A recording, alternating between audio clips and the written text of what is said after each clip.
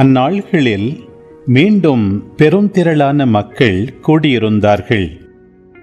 உண்பதற்கு அவர்களிடம் ஒன்றுமில்லை. இயேசு தம் சீடரை வரவழைத்து அவர்களிடம், நான் இம்மக்கள் கூட்டத்தின் மீது பரிவு கொள்கிறேன். ஏற்கனவே 3 நாள்களாக இவர்கள் என்னுடன் இருக்கிறார்கள். உண்பதற்கும் இவர்களிடம் எதுவும் இல்லை. நான் இவர்களை பட்டினியாக வீட்டிற்கு அனுப்பிவிட்டால் வழியில் தளர்ச்சி அடைவார்கள். இவர்களுள் சிலர் நெடுந்தொலையிலிருந்து வந்துள்ளனர் என்று கூறினார். அதற்கு அவருடைய சீடர்கள், இப்பாலை நிலத்தில் இவர்களுக்கு போதுமான உணவு அளிப்பது எப்படி என்று கேட்டார்கள். அப்போது அவர் அவர்களை பார்த்து, உங்களிடம் எத்தனை அப்பங்கள் உள்ளன என்று கேட்டார். அவர்கள் 7 என்றார்கள். தரையில் அமர மக்களுக்கு அவர் கட்டளையிட்டார்.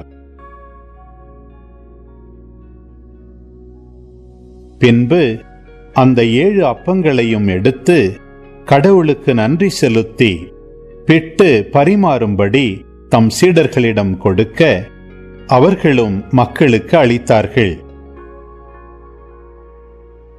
சிறு மீன்கள் சிலவும் அவர்களிடம் இருந்தன. அவற்றின் மீது அவர் ஆசி கூறி பரிமாறச் சொன்னார். அவர்கள் வயிறார உண்டார்கள்.